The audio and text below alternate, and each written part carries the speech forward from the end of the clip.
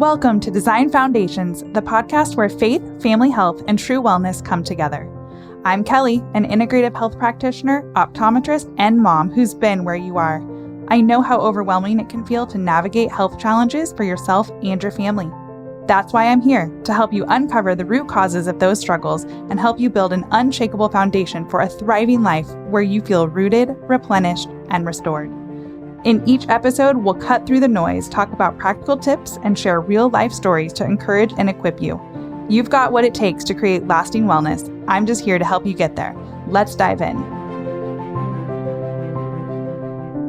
Welcome back to Design Foundations. We are so happy you're here. We have a very special guest today, a friend and past client. Her name is Sarah Spangler, and we actually met through my husband through work. And for a while, they actually shared an office, and I was constantly popping in and talking and disrupting the workday. And I think we just started chatting about life, and somehow it came up about me being an integrative health practitioner. And then we just kind of went down that road and eventually ended up working together. And I have asked her to come on today as someone who's been through the process and the program, and just to share candidly a little bit about how it works and what you enjoyed, and maybe even some things that you didn't love or find to share.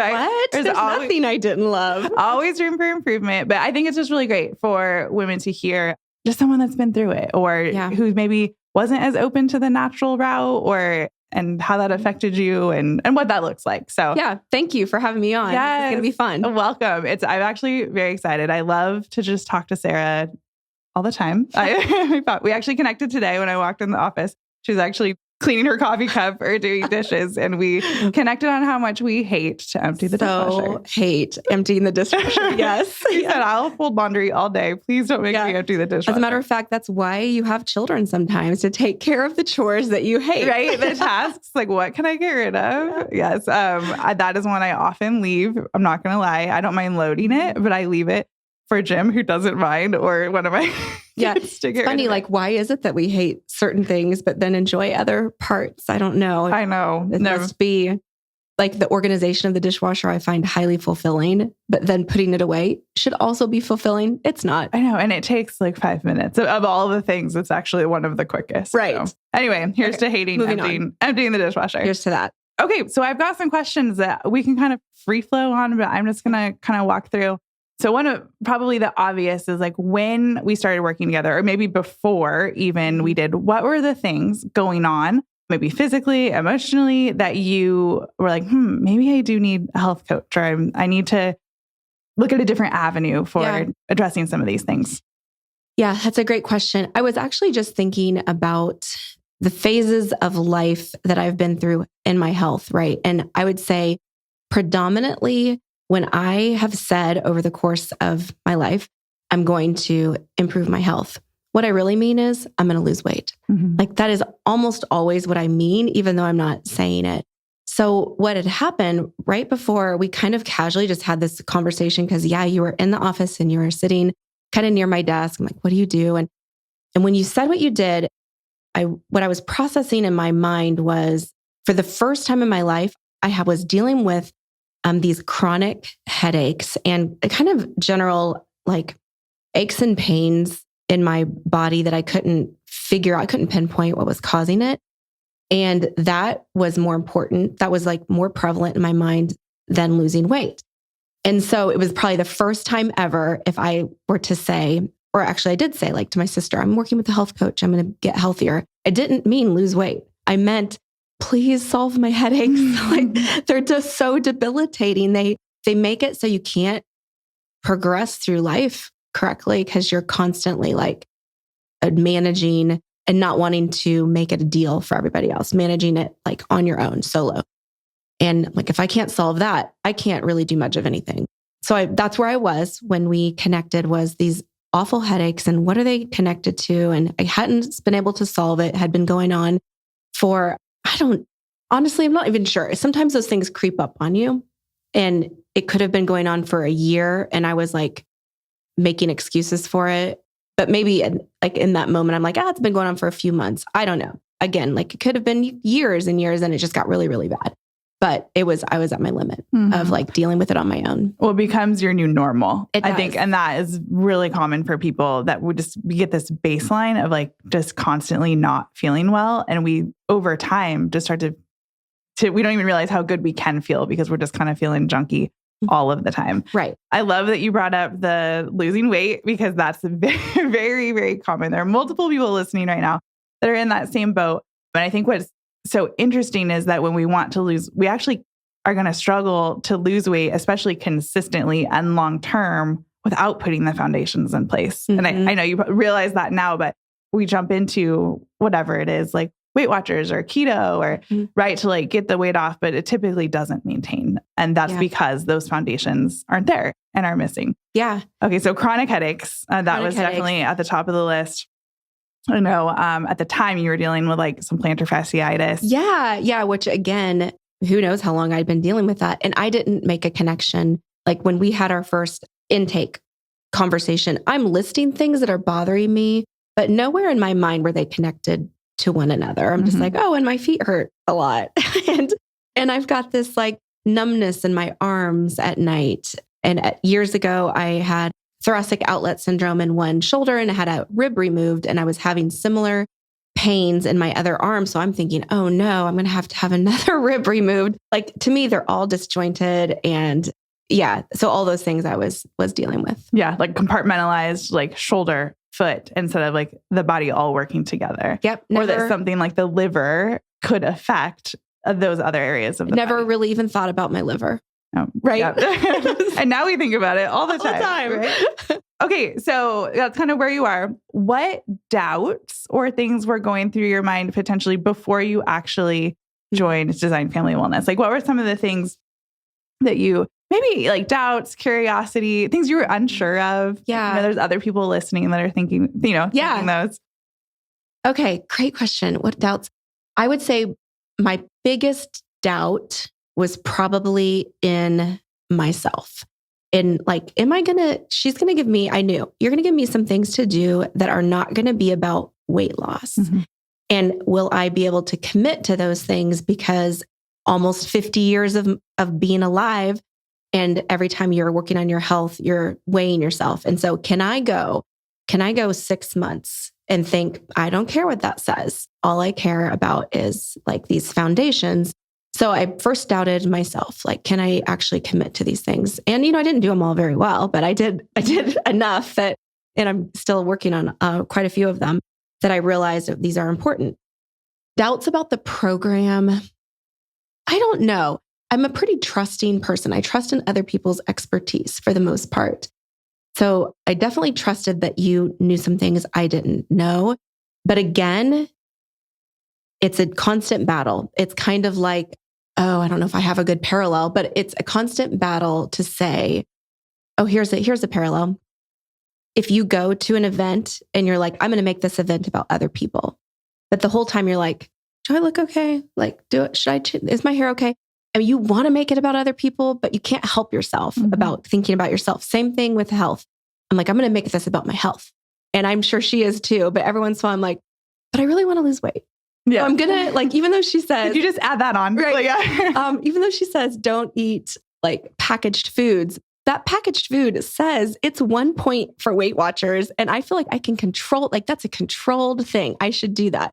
So it's a battle within yourself. Like, and maybe if I had any doubts, it was about the fact that you might like be trying to get me to do stuff that really wasn't natural for me to do. Give like a list of restrictions. A list of restrictions. Yeah. And honestly, I would say the thing that I know some people like absorb and do a great job with, and I know you'd love me to do, but it doesn't come natural to me, is just like going organic with like products and things like that. And it's still something I'm working on. So in my mind, I'm doubting, are you going to drop me because I can't follow the rules? Right? Oh, interesting. We never actually like touched on that. But, yeah. But I think a lot of people feel that way. Sure. When in reality, and I think this probably goes for many health coaches, like I want to see effort, right? Yeah. So you said like, I'm still working on, like, that's great. That's actually the key. And what I think we'll touch later on, like perfection actually isn't the goal. Right. It's not obtainable, but the continually working on starting to change lifestyle, putting the tiny steps in place that over time do build to actually make some of those changes. Yeah. And I did learn over the course of time that, there were some guidelines and definitely some suggestions and like, what's going to be best. But they weren't rules that like, if I don't follow them, you're like, you know what? I'm giving you a C-. And if you don't improve, we're going to cut you. We're cutting ties. And I will say, Sarah was a very good client in the sense of you did put the work in, right? And not always perfectly, and not always like you might come in and be like, that was a bad week. This is what happened. But that's life, right? And different seasons, but you did continually over time put the work and effort in, and you were able to see the results in the end. Absolutely. And because of that. Okay. So moving on, those were like the hesitations. Of course, we decided to kind of jump in and went forward. So in those early weeks, what was there anything that surprised you about the program or how we approached? You had this mindset, right? Of like, okay, there's going to be a list of restrictions. She's going to give me all these things to do. Was there anything that surprised you actually after our first or second meeting? I would say it's sort of a surprise, but also a welcome. Surprise was the pace at which we were moving was really kind of the pace at which I'm moving right now, which is kind of like slow and steady wins the race, right? Like this was not at all, like you were not suggesting to me at all that we were going to race to health. It was, okay, we're going to make these small adjustments and do this. And then we're going to do this. And then it was slow and it was thoughtful and there was no urgency necessarily. I've not felt an urgency like there's a goal and man, I got to get there fast. It was like, no, this is going to take some time. So it was a little bit of surprise because that's not how culture and health always feels. Sometimes health in our culture feels like boot camp. And you're like, I'm so tired. Like that just wore me out. And this felt life-giving in so many ways because it was nice and slow and restful and do these things and embrace the ones that, and to me, like so many of them are these very purposeful things that you do in the morning, which if you've ever had small children, mornings are not always yours, right? You know that when you have little kids, there's no such thing as like getting up early enough to have the time you need. 2 hours of quiet time in the morning. That's not going to happen. So I'm finally at a stage in life where I don't have little people and I have mornings and I can claim them for myself. And now I have guidelines of what to do with that time. And I was just loving. So the surprise was how well it fit in my like stage of life. It wasn't like a complete overhaul that had to happen tomorrow, which it's even my personality actually in a lot of ways is to overhaul things. I have to really fight that. So I do love that you said that and felt like it was different than in culture. That really is the goal because we want it to be sustainable and actually something you can incorporate long term. Yeah, for sure. I love that. Talk to me about your like functional blood work review. Oh, okay. Yeah, that was like the most fun part. And I think I even wrote something a couple months ago about this and I feel this wholeheartedly is that when you ran my blood work and then we met for you to review it with me, it was really felt like you were telling a story about me, about things that like no one could ever know these things, right? Like I don't even know these things about myself, but there's these connections of truth where you're like, oh, that makes sense. And that makes sense. And that explains that. And not that anything was justified, but it definitely started to like logic of how I've felt, maybe even my whole life up until now started to click. So it felt like a personal, like you were telling my personal story, but not as a point in time and the story can change, right? So going forward, we can change the story and here's how. So I loved that. Like that was probably my favorite moment because when you listen to podcasts and you and I talk about this, I'll be like, I heard this on a podcast. Should I be doing that? Well, who knows? Because that's general. That's for everyone. That's such like not about me. That's about someone having a little bit of information that might apply to most people, but may not. So when you listen to a lot of podcasts and you read books and you have friends who are doing their own things, you got all this noise, all this stuff coming at you, but none of it's actually about you. And so that was the first time where I'm like, oh, this feels like the things we're doing are actually specifically for me. And you're not going to send me down this like rabbit hole of doing something if it's kind of a distraction to what I really need to work on. Mm-hmm. Specific for you. And that's right. a great point. And, I've even talked on this podcast before about things being bio-individual, and we are all made uniquely and we all need different things. Mm-hmm. And the blood work is basically that like little picture or window into what's actually needed. So I think like a really good example of this, it was like cold plunging, right? Like it's all over. Yeah. Everyone's jumping in pools, getting in ice tubs. And for some people, it's really great. And for some people, it's not. And I think you said like, I've been getting in my pool. Well, it's great for you. Well, it wasn't. Yeah. So I like lost feeling in one of my small toes for like 3 or 4 weeks. I'm like, okay, well, I don't know if I should be cold plunging if I can't feel my toes. Yes. That from metabolically is great for you, I should say. And I should not cold plunge. Like it is. But that's a good example of like everything that's out there and you just don't know. Like, should I be doing that? But we assume it's good for everyone. So yeah. And that's the whole point, like kind of sifting through the noise, like you said, and figuring out what is good for me, what's not. The blood work is a really good avenue for that. Off the blood work, moving on. This is a question I wrote. Can you describe what started to shift first? So with energy, hormones, migraines, your mindset, where did you first start to see a change? Great question. I have to think about that a little bit because it does like some things you forget about. It was a little while ago. It was, but I would say, I don't know if this is, I'll just say it because it is what I remember shifting first. The first thing that shifted for me was my rhythm of life, my rhythm of the day.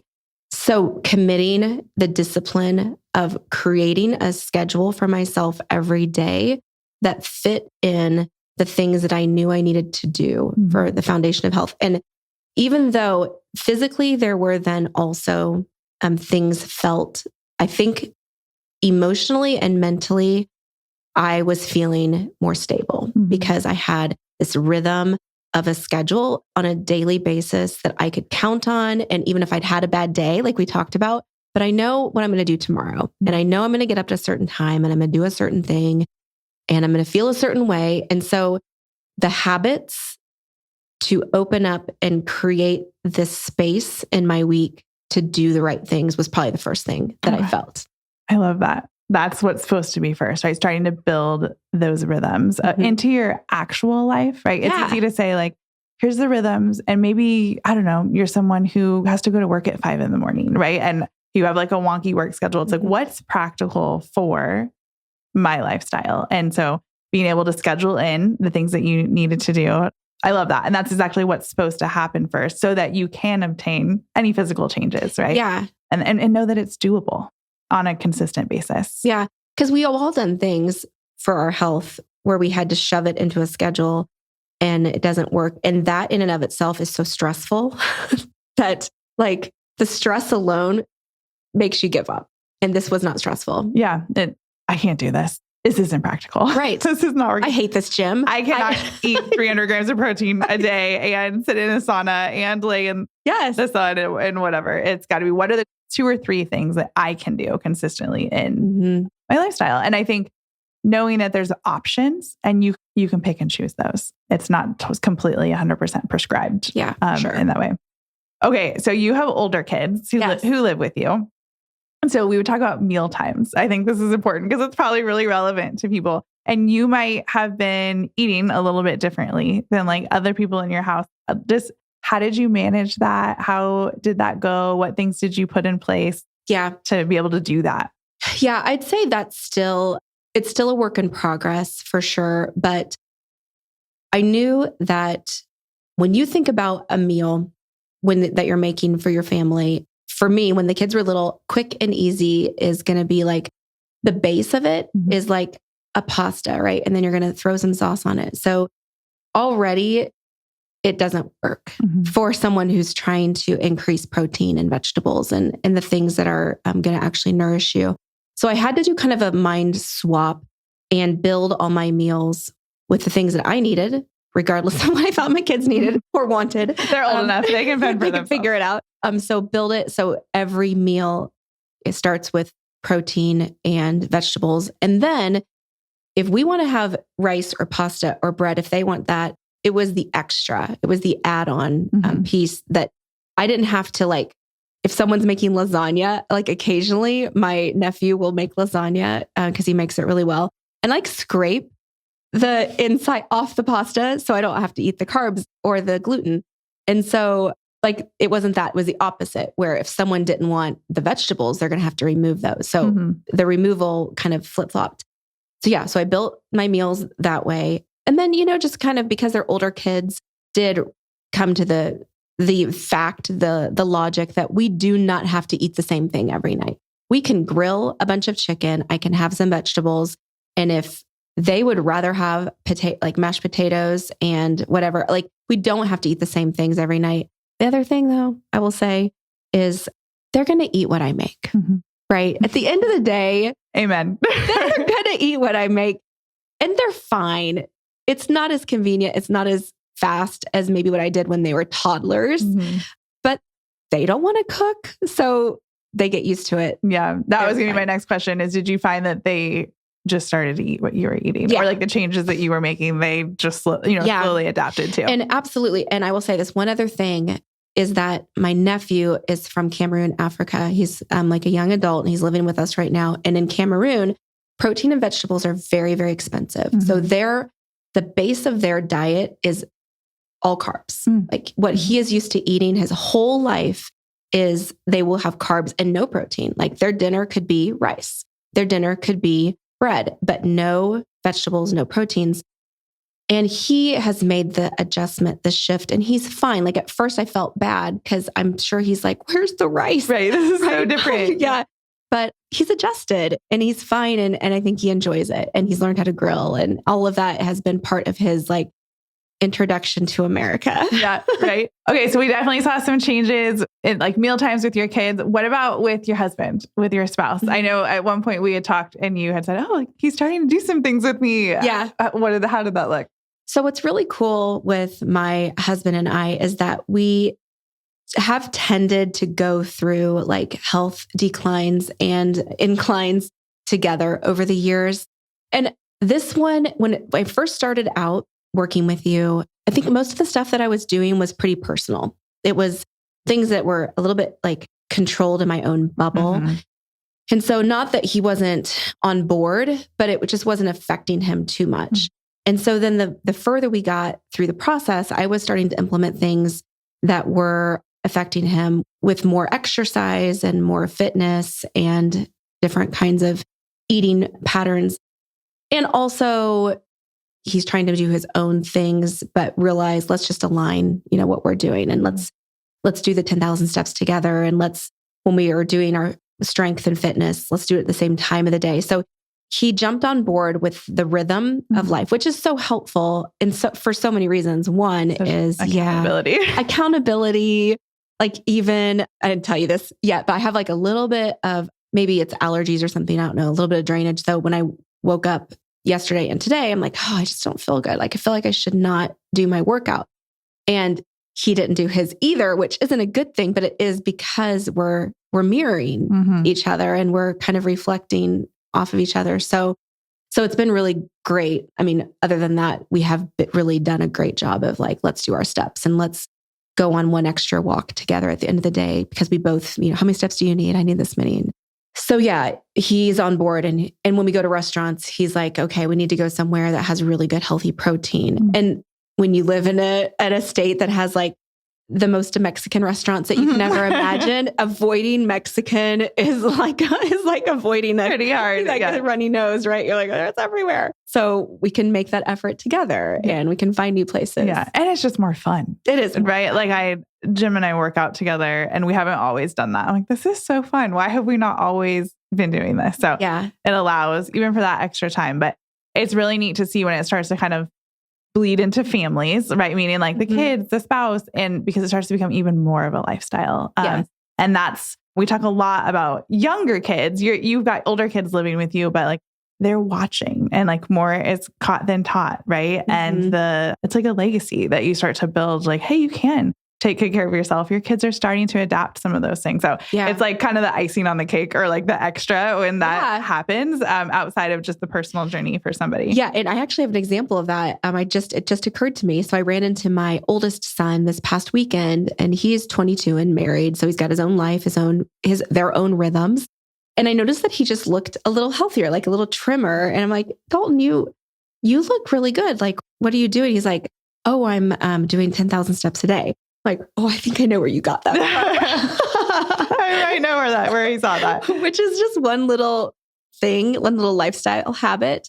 But, he's not starving himself. Mm-hmm. He's not counting calories. He's not, which that to me says, okay, like just get out and move. Mm-hmm. And that's going to make a huge difference. Just get the movement in. Okay. So how are you feeling now? Like we've been through the process. We've actually worked together probably for about 8 months, I think at this point. So yeah, if you would share, we talked about your headaches and your migraines overall. I think the audience would love to hear, like, how are you feeling actually? Yeah. So it took about 3 full months before I hit this period of time where my headaches were absolutely gone. Mm-hmm. Like at about the 3-month mark, because I'm tracking, trying to track, is this a pattern? And in my tracking journal, I went probably 2 months after that with 0 headaches. And I was kind of mind blown, because not that I didn't think it was going to happen, but I was like, oh my gosh, they're gone. Like I actually went through stressful things because my son was getting married. So I went through a wedding. I went through a big event at work, and through all of that, no headaches. Like, oh my gosh, this is fantastic. Now I'm not perfect, right? So after the first, 5 months goes by, I will occasionally make bad choices, and then I realize I get a headache. Mm-hmm. So I'm kind of now finally tying it to like, what is really causing this, or what do I think is causing it? So it's not that I've been headache 100% free, but I know what I'm doing. Mm-hmm. And the contributors. Now. Yes. We were able to get to that. That all the contributors, not just one, but all of them. And so, for the most part, I might have a headache once a month. And sometimes that is hormonal and there's nothing you can do about it. Right. And I'm okay with that. But I'm not waking up every day wondering, am I going to have a headache? Mm-hmm. So the headaches are basically gone. And that was my biggest frustration. So that's really what I was focusing on. But then I realized last time we really talked and did kind of like an overall, here's what you came to me with in the beginning. Now where are you at? I realized that I forgot that I was having that arm numbness. Like it just left my mind. Mm-hmm. And I haven't had that. I can't even remember last time that I had arm numbness or the concern that the thoracic outlet syndrome was returning. And the plantar fasciitis probably is the thing that I'm second to the headaches most grateful for, because it was stopping me from moving. Mm-hmm. When you have foot pain, you don't want to walk. You don't want to do it. The last thing you want to do. So over the course of time, I don't even think I realized that it was going away. And now, if any of you out there have like plantar fasciitis, you kind of blame your shoes. I think you end up like, oh, I'm wearing bad shoes. I got to wear insoles and better shoes. And it's probably part of it. But I mean, the inflammation obviously was what was making it awful. I can wear bad shoes now and still be fine. Like I can go for a walk in the not greatest shoes. And at the end of the day, I'm like, oh my gosh, why are my feet not hurting? It's because it wasn't about the shoes. Now, wearing good shoes is a good idea, but it wasn't about the shoes ever to begin with. Mm-hmm. It was about other things that now have been taken care of. Mm-hmm. So I feel great. I now feel like I can, with integrity, work on weight loss, which I have been doing. But before, it's like I almost had to say, no, I refuse to lose weight. Yeah. Okay. So that is a great point. And I love you bringing that up, because we have to lay the foundation so that you can be successful with the weight loss. Yeah. Otherwise, it's just going to be that hamster wheel. Absolutely. Right. And you were able to commit to that and know it takes time. And now you have the foundation. Yeah. And you have the tools to, when you do get a headache, right? Or something is off, or maybe even your foot starts hurting again, you have the tools in the toolbox to be able to help support those things, or know what's contributing to them being there, which is part of just the learning and the education process of like being more in tune with your body, understanding what's going on. And we had a lot of improvement in your blood work. But one of my favorite things and most exciting is the level of inflammation that was dropped. It was significant. Actually the most ever that I've had with a client. And so it's like obvious why you're feeling so much better. And so much of that is gone. So I'm so like grateful to the Lord for that, but also grateful that you put in the work to be able to get there. Yeah. I have something to say about the word inflammation, by the way. We've never talked about this before, but it's one of those words to me that feels like an old person word. Mm-hmm. When people have talked about, I've got some inflammation, I'm thinking to myself, like all along, I'm like, what even is that? Like, what does that even mean? And so now I feel like, oh, I know what it means. Like, it's a lifetime of bad decisions. So true. And then it's a lifetime of feeling something that you didn't know was inflammation. Yeah. And so when it leaves, then you realize what it is. It's like you don't understand what it is until it's gone. It's because most people have it chronically for so long. Like we said before, like it's the baseline. Yeah. Right. And so you're like, what is inflammation? But when it's gone, you can feel it. You're less fatigued. You're less swollen, less pain, less aches going on. So you definitely have experienced that, which is wonderful. What would you say how did your faith play into this entire process? So often we separate the physical, like my physical health and how I'm feeling, and our faith. And I, of course, talked on here a lot about them being like intertwined, but how did you see that for yourself? Yeah. So a lot of my faith journey sort of started a couple months. It started years and years ago, but I had made some drastic improvements in my time with the Lord in the mornings right before I had started working with you. So when I say right before, maybe 6 to 9 months. So it was like a habit that had been formed because I was in so much pain, especially in my headache pain. It is really hard to focus on just about anything, right? So even though I'm spending time with the Lord in the mornings, the whole time I'm thinking, okay, I'm praying, I'm reading scripture, I'm studying the word, I'm learning truth. I'm so grateful for that. I feel awful. So then working with you, and so much of your soapbox, which is a good thing, is about you gotta, like, they go together. Everything goes together. Mm-hmm. And I was doing bits and pieces of things, but never really putting them all together. So then focusing on the physical, like foundational things at the same time, just enhanced. So it started to enhance and actually open up. Oh my gosh, this is going to sound so like gushy. My soul. So cliche. Yeah. So cliche. Open up my soul to like really dwell with the Lord in a different way, because the level of gratitude will take you to different places, even in learning truth about God. Because I was daily so grateful. My head feels better. I'm so grateful I got up on time. I'm so grateful that I'm drinking lemon water instead of, I don't know, a Coke Zero. Not that I would have ever had that in the morning, but like different choices. I'm so grateful that I'm doing these things that are making me feel better physically, because then it releases the discomfort and gives you so much more space in yourself to pray for others, to think about truths beyond get me through this day, right? Like, I'm not saying it very well, but here's how I would summarize. It takes it from looking so inward at yourself and helps you to look outward at others. It makes the Bible about God and not about me. If that makes any sense. I love that. And there was actually a book that you read, I'm trying to remember the name of it, that talks so much about that. We had like chatted about it. Do you remember the name of it? No. Oh my goodness. Okay, I'll come back to that. Okay. Like circle. Oh, Free of Me. Yes. And it was so good. But yes, exactly what you're saying. So often when we're not feeling well, it's so easy to dwell on the chronic pain or how we're not feeling. And it does become like a navel gazing, all encompassing world. And it's hard. It's like hard to break through that. And you know, the first step, in gratitude, knowing like who the Lord is and his character, right? And even when we are feeling so miserable, the ability to know that like he's still working for our good, even if we're like not feeling it in the moment, but knowing and sitting in that. And like you said, you just slowly were able to peel the layers off. Yes. Which allows you to continue walking and then opens up that world, right? To get that nasal gazing then out. Not that I ever really saw that in you personally. Anyways, you are so self-loving. That's not what I meant to say. Of others and constantly thinking and caring for others. But thank you for sharing that. I think it's a huge piece for people to see that the foundation being built is both sides. And that's how you're going to be most successful. Yeah, for sure. And I do think that we can make our walk with the Lord all about our own aches and pains. in every way, physical, spiritual, mental, like relationship wise. And yeah, I think when you start to solve one, you can start to like really, really pour into other people and glorify God, worship God instead of worshiping myself. Mm-hmm.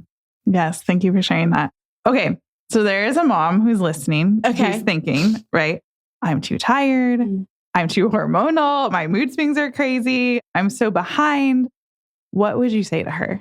Yeah, I guess what I would say is that's not the way that that's not the way we were intended to live. Mm-hmm.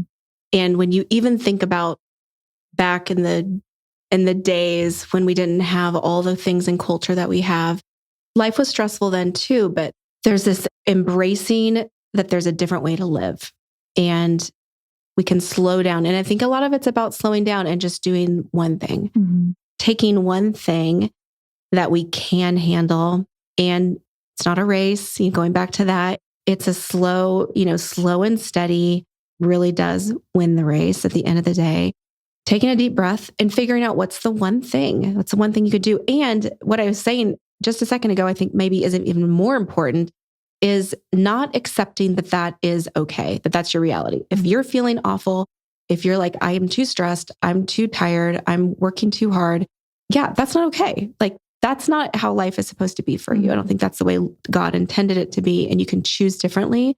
So just make one change and then build off of that. Yeah. Take one small step and then build. Yeah. What are you most proud of through your, I actually hate the word journey. Like you said, soul sounds so cliche. I hate the word journey, but it fits here. What are you most proud of when you look back at your time, I should say, or journey through Roots to Radiance? And then I'd love for you to share like 2 or 3 of some of like your favorite rhythms or tools that you use that you feel like are simple, but have been most impactful. Okay. What I am most proud of is that I didn't ever, I was thinking, can I say that? Honestly, yeah, I think so.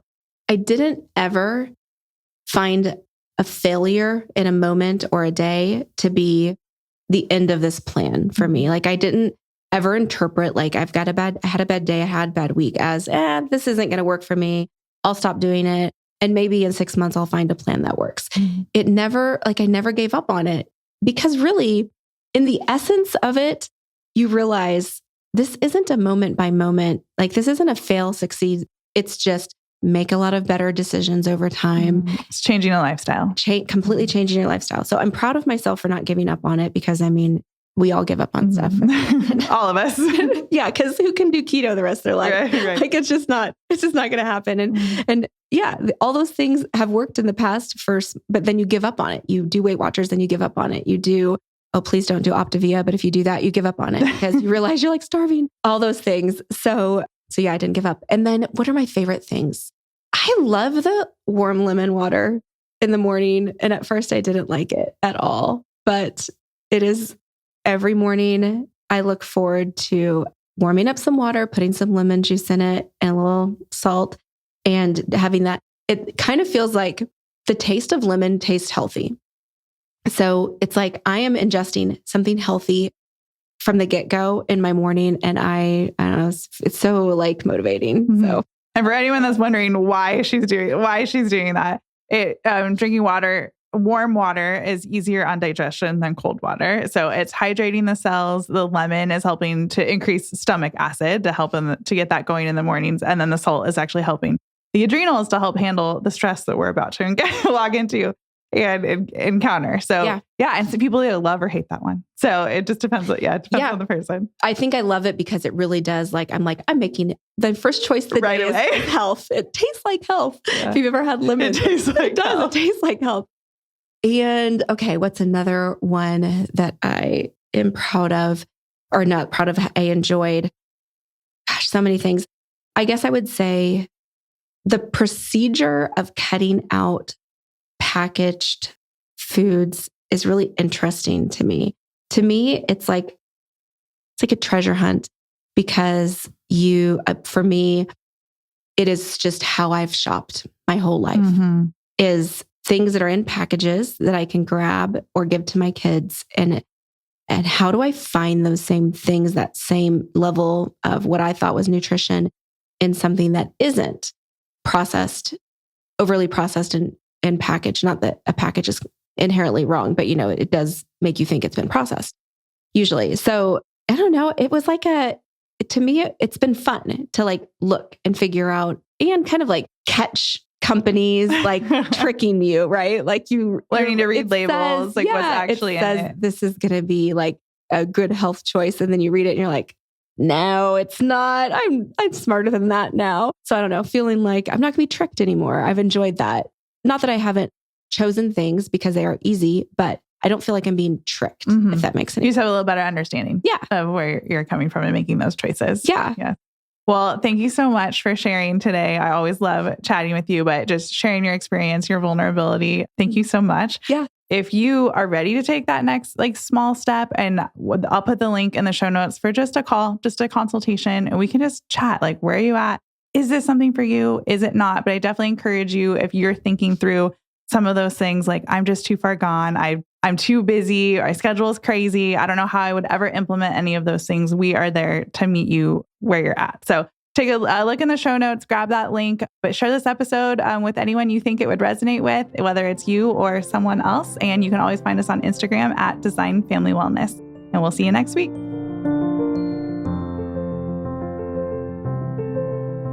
Thank you for tuning in to Design Foundations. I hope today's episode left you feeling encouraged and equipped to take meaningful steps towards building a healthier, more intentional life for you and your family. If you found value in this conversation, I'd love for you to share it with someone else who might need this encouragement today. Don't forget to subscribe so you never miss an episode. And if you're feeling inspired, leave a review. It helps this message reach more families like yours. Until next time, remember, true wellness starts with a strong foundation, rooted in faith, and grows with intentional care. Take care, and I'll see you next week. This podcast is for educational purposes only and is not medical advice. The information shared is not a substitute for professional medical care. Always consult your healthcare provider before making any changes to your health or wellness routine.